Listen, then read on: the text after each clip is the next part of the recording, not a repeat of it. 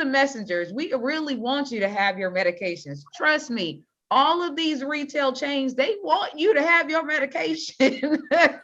So if you're not getting it and we're telling you, here's the reason why you're not getting it, I promise you, we're not making it up.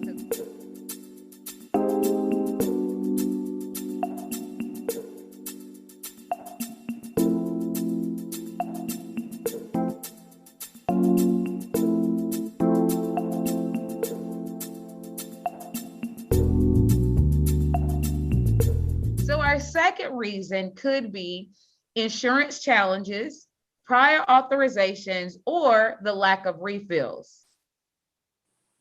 So yes, like I just previously mentioned, it's important to try to request that refill a few days in advance, because if, for instance, your prescription ran out of refills, we then have a few days to reach out to your doctor and request a new prescription. So one of the biggest things I feel that there's confusion about is how long a prescription is good for, right? So you might have this prescription on hand that says it has 2 refills down at the bottom. However, that prescription was written May 7th of 2020, and here we are at August 7th of 2021, and now this prescription is no longer good because those scripts are only good for 1 year. So yes, you might have some refills left on that old prescription, but now that old prescription has expired, and we need some time to reach out to your doctor, who's also busy, and request that they authorize additional refills for you. So that is one issue that we run into that could end up causing a delay to you getting access to your medication. Since we're kind of on this subject, I do want to bring to the attention that we as pharmacists, if you run out of your pain medication or your ADHD medication, we cannot just give you the pills for legal reasons. That's against the law. And I think a lot of times you as patients, or some patients, come to the pharmacy and say, well, I'm out of my medication. I need you to contact my doctor, or can you just give me some pills? No, we cannot just give you pills of your pain medications. Mm-hmm. So it doesn't always work like that. Even though we have the medications in the pharmacy, we just can't give it to you because legally we need a prescription for it, and we don't have that. So I think that's a really good point to highlight, though, the difference between a controlled medication and a non-controlled medication, because what you're talking about, Dr. Mariko, is for sure a controlled medication. We can't just give those medications out. However, if it's a maintenance medication and you ran out and you just need a couple to get you through for your next prescription, maybe the doctor, you've been having this, you've been on this medication for 3 years, and the doctor is taking a little while to get the refills back, your pharmacist might give you a couple pills to get you through the weekend. Or if you say you forgot your medication, you're on vacation, you forgot your medication, and you need some for the week, your insurance can approve a vacation refill for you. So there are other options where you can get your medication if you lack refills or you need a prior authorization or things. There are a lot of different ways that we can work with the patient, and maybe, and let me preface this, we're not giving you necessarily the prescription. What happens is if we give you 3 pills and you come back and you're supposed to get 30, you're going to get 27. So everybody needs to get paid, but we want you to have your medication, okay? So there are some ways that we can work with you, but we can't work with you when it comes to a controlled medication, because there's an accountability that has to be always tied to the pharmacy in knowing where those medications are and making sure that the patient has a prescription for every single tablet that we dispense. And also of note, even on your maintenance medications, if Dr. Q, you mentioned that the pharmacist may give you a few pills, even with those maintenance medications, if you have been taking it regularly, we can look in the computer and say, okay, yes, they've been getting it every month consistently for the past 3 years. But if you've been taking it sporadically, 1 month you take it and then you don't get it again till 6 months later, we don't know if you're supposed to be taking it or not. And we don't want to harm you, do more harm than good. So in those situations, no, you probably will not be able to get any pills until they get an authorization from your healthcare provider. So just keep those things in mind, because I feel like these are things that not every patient, not every lay person may be aware of. And another big issue that we run into is billing issues. So I'm pretty sure everybody has experienced they went and dropped off a prescription, or their doctor sent an electronic prescription for them. And then they receive some type of notification making them aware that there is a billing issue, right?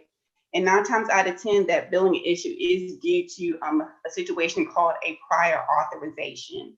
And with the prior authorization, your insurance company is pretty much requiring that your doctor submit documentation that states why this specific medication is medically necessary.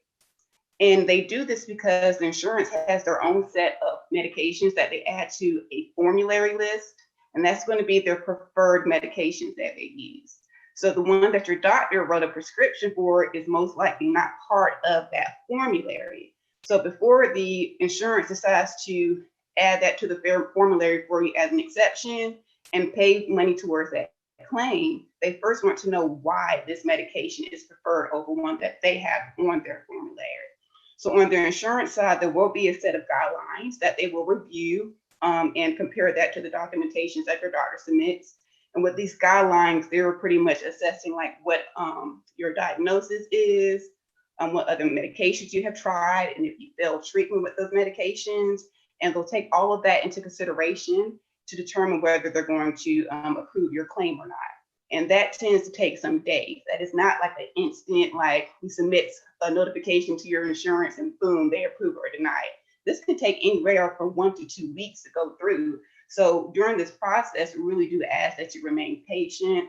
We can also offer some alternatives to you to help you get access to your medication. So there are discount coupons that you can find. Some are mailed to you, some are on apps that you can just pull up on your phone. A big one right now is GoodRx.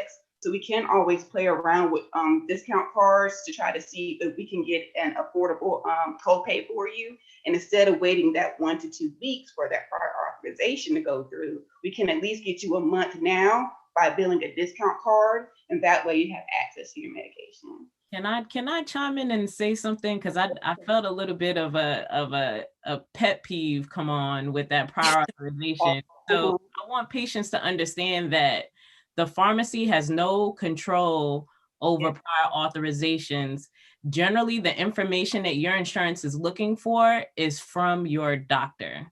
We are the messengers of what that billing price is going to be. We don't set those prices, the insurance does. And if it's taken a while, generally, and I hate to say this, maybe your doctor hasn't provided the insurance company the correct information they're looking for. Maybe they haven't contacted them at all. I just remember patients kind of getting mad, like, well, they're saying it's you. The doctor's office is saying it's you. We have no control over that. The information that they're seeking is from your provider. Yes, that is true. I think that's a good point that you brought up though, Tiffany, because you said that, the provider is busy. And quite frankly, sometimes it's not even the provider that's filling out those forms, right? And that's something that people don't understand as well, is that, everyone has a team. When we talk about the healthcare team, pharmacists and pharmacy technicians are just part of that healthcare team that we all need in order to get your medication to you. And so, like Dr. Tiff said, we're the messengers. We really want you to have your medications. Trust me, all of these retail chains, they want you to have your medication. So if you're not getting it and we're telling you, here's the reason why you're not getting it, I promise you, we're not making it up, because we want you to have your medication just as much as you want to have it. Right. And then for me, I can also speak for the pharmacy benefit management side as well, because I have worked in what's called managed care before. So what happens usually when we request these documentations from the doctor, they're trying to be safe and make sure that they don't miss out providing information. So sometimes they'll send like tens and hundreds of documents over to you for you to just fish through and try to find the information that matches up with the guidelines. So that can also lead to a delay on the insurance side of things, because now we have to shift through all these different documents to try to see if we actually meet the guidelines. So instead of the doctor actually like looking at the form that is sent to them that mentions what they need to answer, they just send in the paperwork and want you to try to check off those guidelines yourself. So for doctors, it would help if they just went through the guidelines, answered the questions, and provided us with the necessary pertinent information to speed up things. So it's yes, a lot of people do get frustrated with their insurance company. However, there are like challenges that they face that could slow down getting your claim processed as well. So it's hard on all sides of things. It's hard for the pharmacy, the doctor's office, the insurance provider.